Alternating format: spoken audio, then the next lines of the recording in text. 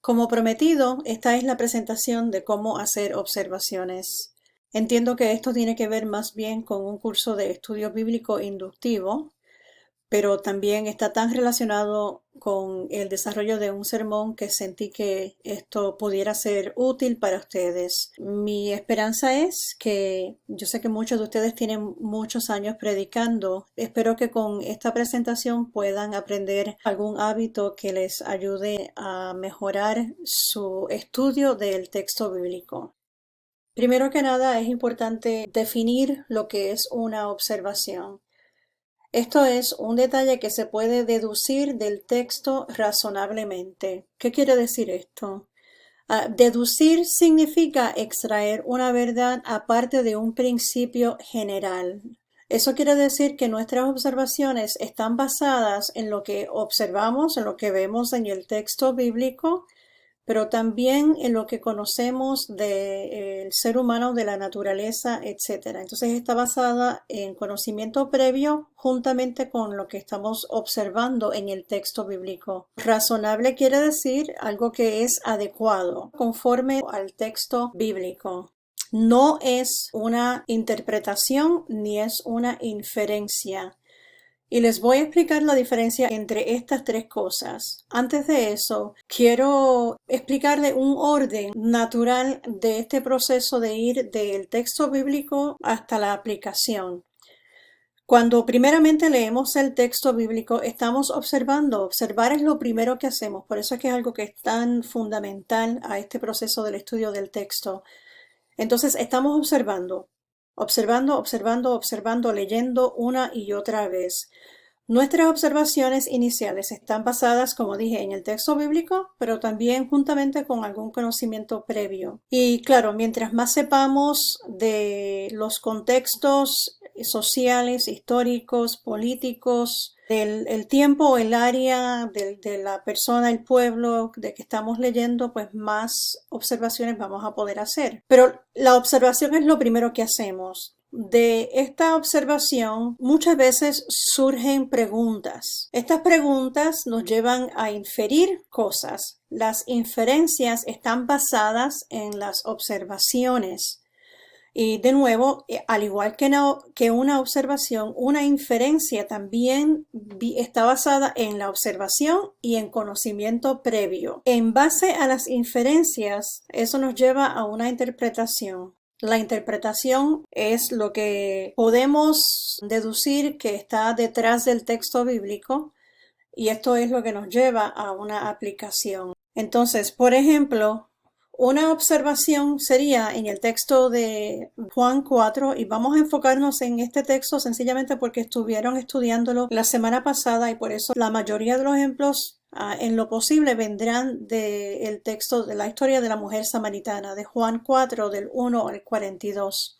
En el versículo 6 el autor señala que era la sexta hora cuando Jesús llega al pozo. Entonces una observación pudiera ser la sexta hora, que es el mediodía, es una hora en la que el calor es bastante fuerte. Entonces nos pudiera llevar eso a la pregunta, ¿por qué viene la mujer samaritana al pozo a una hora que es tan incómoda? O sea, esta no es la hora ideal para estar caminando, sabrá Dios cuánto, quizás milla y media, para llegar hasta el pozo bajo un calor fuerte.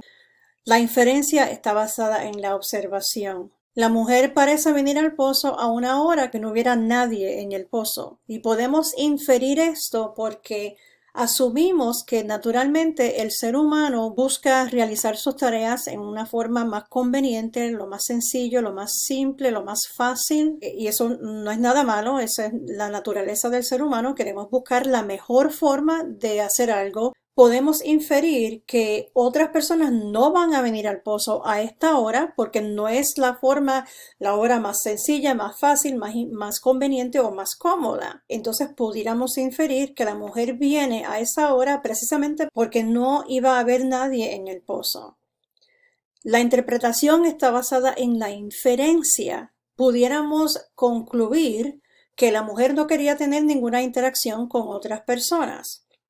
Entonces, en base a esto, a este orden, observamos una cosa, luego vamos a una inferencia y esto nos lleva a una interpretación. Pueden haber tantas cosas que se pueden observar. Les voy a sugerir varios tipos de observaciones. Para comenzar, podemos observar los términos que se usan en el texto, o sea, las palabras individuales en el texto, incluyendo la raíz de una palabra, la inflexión, eso es cómo está conjugada, el tipo de palabra que es, si es algo figurativo o si es literal.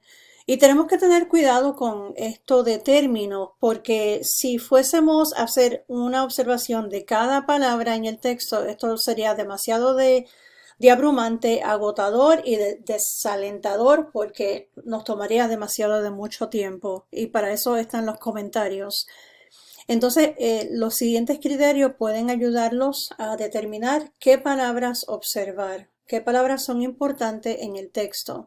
Primero, palabras que son repetidas. En el capítulo 4 de Juan podemos ver que la palabra agua se repite varias veces, la palabra beber o la palabra tener sed. Todas estas palabras se repiten varias veces en el texto. De hecho, entre paréntesis, cuando observamos un término, ya sea porque es repetida, porque no se entiende fácilmente, porque tiene un peso teológico, la observación de una palabra nos debe de llevar a un estudio más profundo de ese término para entenderlo mejor. No tenemos tiempo para ver cada una de estas palabras que son repetidas en el Evangelio de Juan capítulo 4, pero sí les quería señalar un par de cositas. La palabra beber se repite varias veces. Jesús le dice, dame de beber, y luego la mujer le dice, ¿cómo tú me dices, me pides a mí de beber? Luego en el versículo 10, Jesús reitera, si tú supieras quién es quien te dice, dame de beber.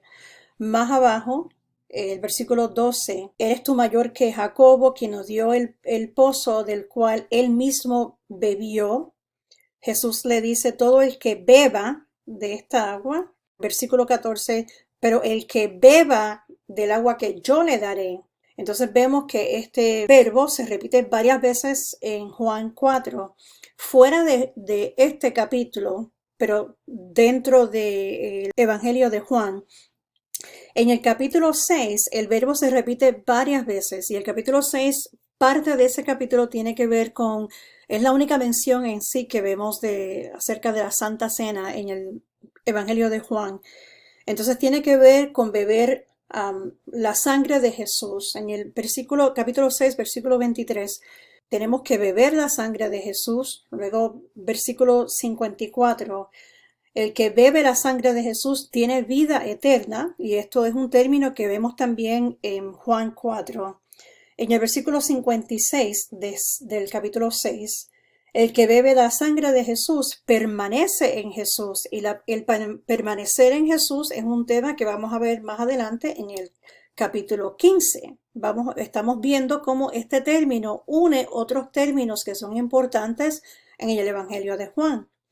Luego, en el capítulo 7, versículo 37, el autor escribe, cualquiera que tenga sed puede beber de Jesús. Entonces vemos aquí una inclusión de todo el que tenga sed. O sea, no está enfocado en este grupo ni en aquel grupo, no hay ningún criterio para tomar de Jesús, para beber de Jesús, sencillamente tener sed.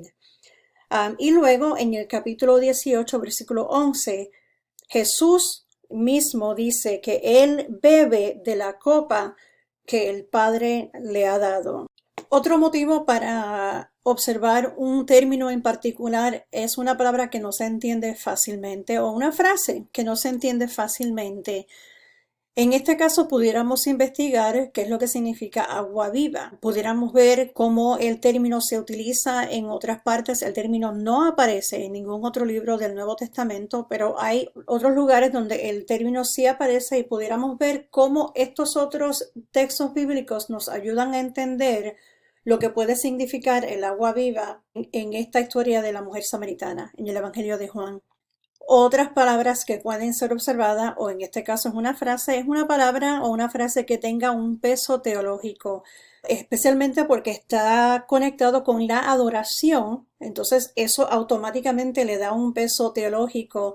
La frase adorar en espíritu y en verdad, pudiéramos ver qué significa esto para el Evangelio de Juan y pudiéramos ir allá, más allá del Evangelio y ver qué significa en espíritu y en verdad dentro de la literatura joánica o la literatura de Juan. Otro tipo de observación es las relaciones estructurales. Este concepto es un concepto bastante complejo y solamente les puedo dar algunos ejemplos de qué son relaciones estructurales. Básicamente esto es cómo una frase o una oración se relaciona con la frase o la oración que le sigue. Y hay una gran variedad de relaciones estructurales. Entonces les voy a dar algunas de las comunes y rápidamente algunos ejemplos de nuevo en base al texto del capítulo 4 del Evangelio de Juan.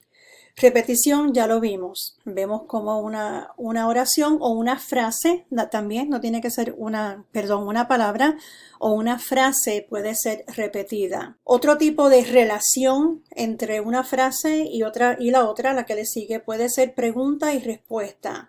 Y de hecho, esto lo vemos en varias ocasiones en el texto de la historia de la mujer samaritana.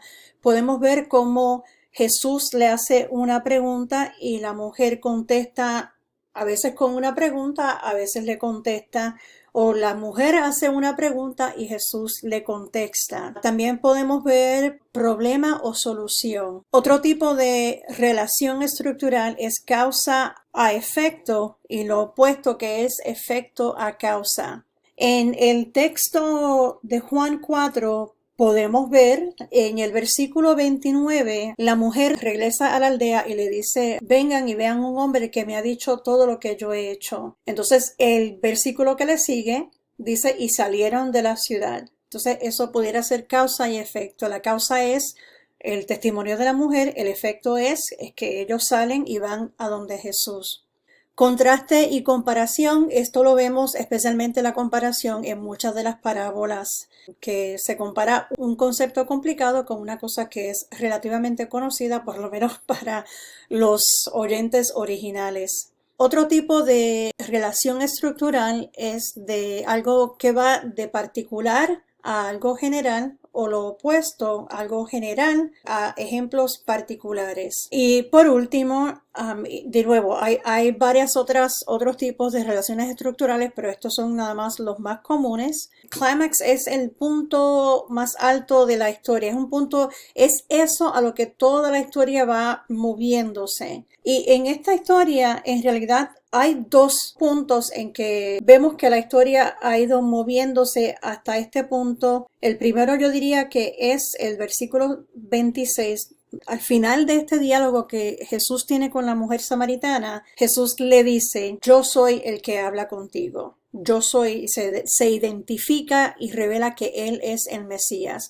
Obviamente ese es el clímax de esa parte de la historia que lo lleva a revelarse quién es Él delante de esta mujer. Pero hay otro más, porque esa revelación de Jesús que causa que la mujer deje todo y vaya a su aldea y comparta su testimonio con las personas ahí, vemos al final de la historia, en el versículo 42, que ahora todos los que creyeron a través primero del testimonio de la mujer, luego que creen a través de Jesús mismo, termina diciendo la historia, ahora sabemos que este es en verdad el Salvador del mundo. Esta historia termina con ese punto. Luego nos dice el autor que Jesús se quedó ahí unos días más. Pero ese es el clímax de la historia, que sabemos que este es el Salvador del mundo. Un detalle interesante es que esta frase Salvador del mundo no aparece en todo el Nuevo Testamento excepto en el versículo 42 y luego también en el capítulo 4 de Primera de Juan. Ahí les dejo para que lo encuentren. Otro tipo de observación son observaciones lógicas y esta categoría es una que abarca un gran número de cosas. Es como en inglés sería un catch-all. Lo que no se puede encajar en alguna otra categoría, pues aquí aparece. Esto tiene que ver con el alcance. De hecho, vemos varios términos en el texto de Juan 4. Uno de ellos sería cuando la mujer samaritana va donde el pueblo y le dice, vengan y vean a alguien que me ha dicho todo lo que yo he hecho. Ese todo nos habla algo del alcance, nos habla algo de qué fue lo que Jesús le dijo. Entonces pudiéramos observar que la mujer aquí señala que Jesús le dice todo lo que ella ha hecho, no solamente el hecho de que se había casado tantas veces y que con quien vivía no era su esposo. O sea, claramente hubo más en la conversación que no tenemos en el texto bíblico, porque este todo alcanza mucho más que lo poco que sabemos de lo que Jesús le dijo a la mujer. Más adelante vemos en el versículo 39, dice: y de aquella ciudad muchos de los samaritanos creyeron en él. Y entonces más adelante en el versículo 21, muchos más creyeron ahora por la palabra de Jesús. También pudiera ser el tipo de acción, si se está predicando, en este caso la acción es más bien diálogos, que vemos el diálogo entre Jesús y la mujer, entre Jesús y los discípulos, entre la mujer y su aldea, y luego el diálogo entre Jesús y los de esta aldea samaritana. Podemos hablar de el lugar.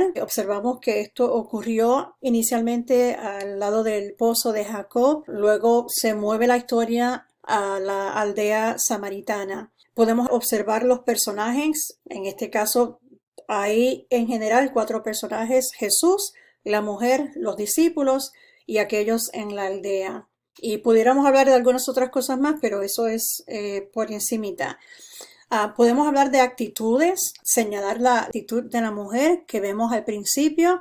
La pregunta que les hice, cómo evoluciona la mujer, tiene que ver en parte con su actitud, cómo ella, el tono que vemos en la forma en que ella se relaciona con Jesús al principio versus lo que vemos luego al final. Podemos también ver la actitud de los discípulos y hasta la actitud de aquellos que están en la aldea samaritana.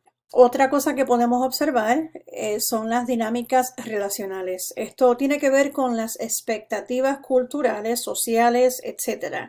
Por ejemplo, vemos en este caso que la mujer le dice: como tú, siendo un hombre y siendo judío, hablas conmigo que soy mujer y soy samaritana. Eso tiene que ver con las expectativas culturales y sociales. Cultural en el hecho de que uno es judío y otro es samaritano. Social, el hecho de que uno es hombre y otro es mujer. Todas estas cosas son observaciones que podemos hacer del texto bíblico. Aparte de esto, también hay observaciones contextuales. Par de ustedes hicieron esta observación. Y esto es considerar el contexto literario. El contexto literario tiene que ver con el texto que precede y que le sigue. En el caso podemos ver que la historia de la mujer samaritana está ubicada después del diálogo que tiene Jesús con Nicodemo. Pudiéramos hacer un estudio de estas dos personas, de Nicodemo y de la mujer samaritana, y es lo que el autor quiere que hagamos. O sea, intencionalmente el autor ha puesto esta historia de la mujer samaritana después de la historia de Nicodemos, y tenemos que ver cómo una historia nos ayuda a entender la otra. Entonces, esto es una observación en base al contexto literario. Pudiéramos hacer observaciones literarias. Ahora, no estamos hablando del contexto literario, sino observaciones literarias, queriendo decir técnicas de literatura. Por ejemplo, el uso de la ironía. Vemos aquí que Jesús llega al pozo, tiene sed, le pide agua a la mujer, pero Jesús luego se identifica a él como el agua viva. Entonces es interesante que Jesús, quien es el agua viva, tenga sed y esté pidiendo agua. No tenemos un ejemplo de comedia en este capítulo, pero sí podemos ver en el capítulo 21 de Juan, cuando María va donde los discípulos y le dice que la tumba está vacía, salen Juan y Pedro corriendo hacia la tumba y vemos esta competencia entre uno y el otro. Es una técnica de presentar la historia de la competencia entre Juan y Pedro. Una figura retórica, a figure of speech, sería, por ejemplo, el término agua viva. Sabemos que el agua no está viva per se, entonces es una figura retórica. Malentendidos, podemos ver que los discípulos le dicen a Jesús: maestro, come, y Jesús le dice: ya yo tengo para comer la comida que vosotros no sabéis. Y ellos entonces se preguntan: a Dios, pero ¿alguien le habrá traído algo de comer mientras nosotros estábamos buscando comida? Esto ocurre en los versículos 31 al 33. Entonces los discípulos no entienden lo que Jesús quiere decir cuando él dice que Jesús tiene una comida que ellos desconocen. Esto de malentendidos es una técnica que el autor de este evangelio usa comúnmente a través del evangelio. Lo otro es la selectividad, y esto tiene que ver con lo que el autor escoge incluir y lo que también omite. Un comentario que estaba leyendo es que muchas veces tenemos que no solamente ver lo que aparece en el texto, sino ver lo que no aparece, que quizás hubiésemos esperado que fuese parte de la historia. Por ejemplo, pudiéramos ver que cuando la mujer lleva su testimonio y dice: vengan y vean que me ha dicho todo lo que yo he hecho. Lo único que vemos en el texto que Jesús le ha dicho de ella, de su vida, de su pasado, es el hecho de que ella había sido casada tantas veces. Entonces, tenemos que preguntarnos si es cierto que Jesús le dijo todo, entre comillas, lo que ella había hecho. ¿Por qué es que el autor omite tantas cosas que Jesús le pudo haber dicho a la mujer? Y lo único que incluye es este detalle de las veces que ella había sido casada. Tenemos que pensar por qué este detalle. El punto es que tenemos que no solamente ver lo que el autor incluye, sino también lo que el autor deja de incluir. Y por último, algunas advertencias en cuanto a hacer observaciones del texto. Primero, tenemos que evitar resistir la interpretación prematura. La naturaleza, y varios de ustedes lo hicieron, muchos de ustedes, y esto es bien natural, es bien fácil hacerlo cuando estamos haciendo observaciones del texto, es brincar a la interpretación. En parte es porque conocemos el texto, estamos familiarizados con el texto, estamos familiarizados con el resto de la Biblia, y entonces queremos brincar a la interpretación porque ya tenemos algún conocimiento. Pero en esta parte de hacer observación tenemos que resistir esto de interpretar prematuramente. Segundo, debemos hacer observaciones que sean descriptivas y específicas y no sencillamente parafrasear el texto. Algunos de ustedes, más bien sus observaciones fueron unas paráfrasis del texto bíblico. Por ejemplo, al principio hablamos de la hora a la que Jesús llega al pozo. Una observación que no es específica, que viene a ser una paráfrasis, es decir, Jesús llegó al pozo al mediodía. Ciertamente es así, pero eso no nos dice nada. Tenemos que hablar de algo más. Okay, ¿por qué es eso importante?